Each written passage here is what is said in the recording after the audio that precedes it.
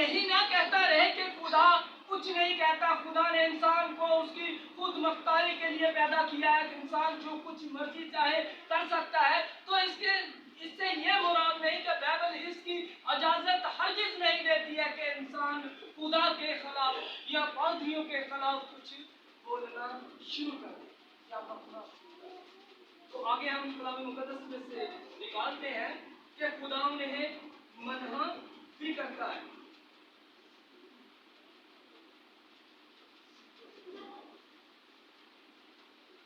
तुलसियों के नाम अब हम निकालेंगे उसका छठा भाग और उसकी 7वीं आयत में जिक्र है, ये उनके लिए फरेब ना खाओ क्योंकि खुदा ठट्ठों में उड़ाया नहीं जाता, क्योंकि आदमी जो कुछ बोता है वही काटेगा। जो जिस्म के लिए बोता है वो जिस्म से ही फसल हलाकत की फसल काटेगा, और जो रूह से बोता है वो रूह से जिंदगी की फसल काटेगा। और ये भी जिक्र है कि अदालत क़यामत के दिन खुदा भी उनका मजाक उड़ाएगा। उनको ये कहते जो तेरे बारे में फला फला, अब बोलो क्या बोल सकते, खुदा भी उनका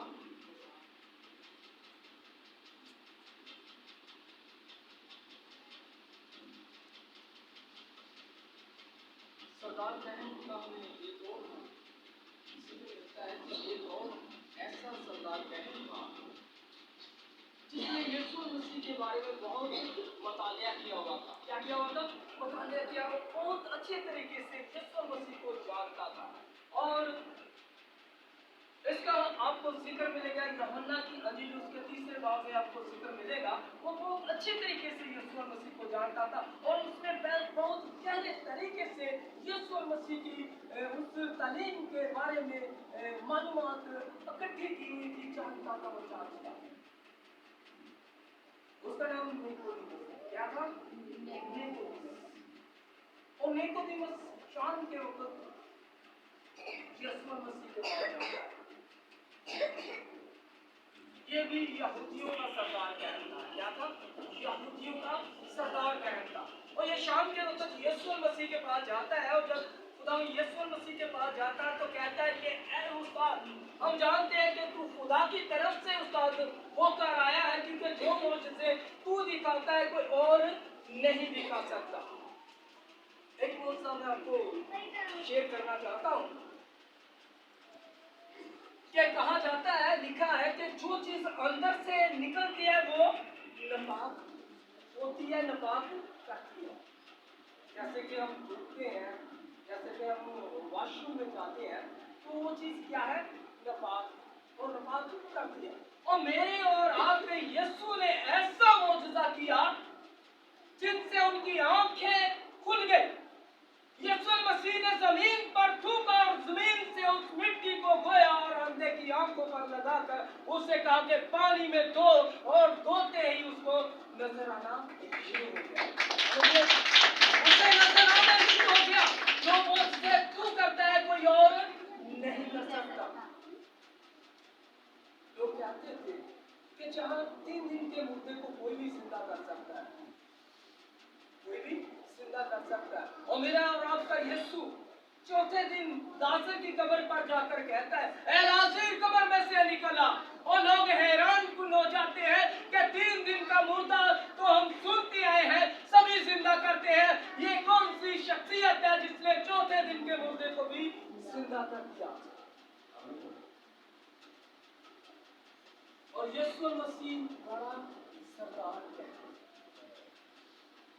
और उसके आगे कहन भी जो है सर झुका गए, उन्होंने भी अपने सर झुका दिए। एक कहन ने खुदा यीशु मसीह के आगे सर झुका कर कहा कि ए खुदावन, ए उस्ताद, मेरी बेटी बीमार है, उसके पास चल, वो मरने को है। तो पीछे से आवाज आती है कि अब उस्ताद को तंग न कर, क्योंकि तेरी बेटी मर चुकी है। और मेरा और आपका यीशु वहां पर कहता है कि उस्ताद रख, खातिर जुमरा हमारी बेटी मरी नहीं बल्कि सुन गई। और जाकर क्या करते हैं, इसे कहते हैं "ऐ बेटी उठ", और यानी कहन भी यीशु मसीह के आगे सर झुका दो। हमारा सरदार कहन सबसे, अगर हम उसका गहरे तौर से मुतालिया करें तो हमें जिक्र मिलता है वो हमारे कमजोर हमारा,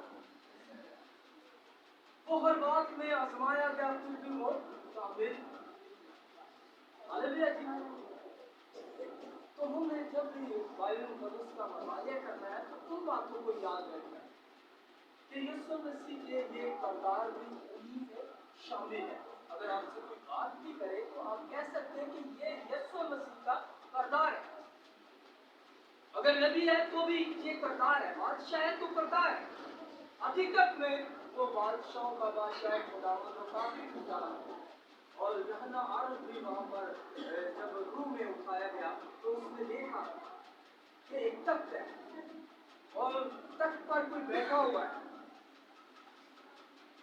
और से बिजली गरजती है और सामने 24 बुजुर्ग भी हैं और उसके चगिल 7 चिराग दान है और वो खुदा के साथ फरिश्ते हैं। वो जो बुजुर्ग थे उनके भी ऐसे ही नेचर या ऐसे ही ख्यालात थे, खुदा के इंतजार में। यानी कि खुदा ने खुद मख्तारी से उन्हें पैदा किया, खुदा के इंतजार में कि शायद, मगर जब इस बात को जान जाते हैं कि यही जिंदा खुदा है तो अपने उन ताजों को उठाकर उसके तख्त के सामने रख देते हैं और सजदा करते हैं और शुक्र कहते हैं तू ही खुदावंदों का खुदा है, तू ही बादशाह का बादशाह है, तू ही अल्फा और ओमेगा है, तू ही इब्तिदा और इंतहा है, तू ही जिंदा खुदा है। हालेलुया।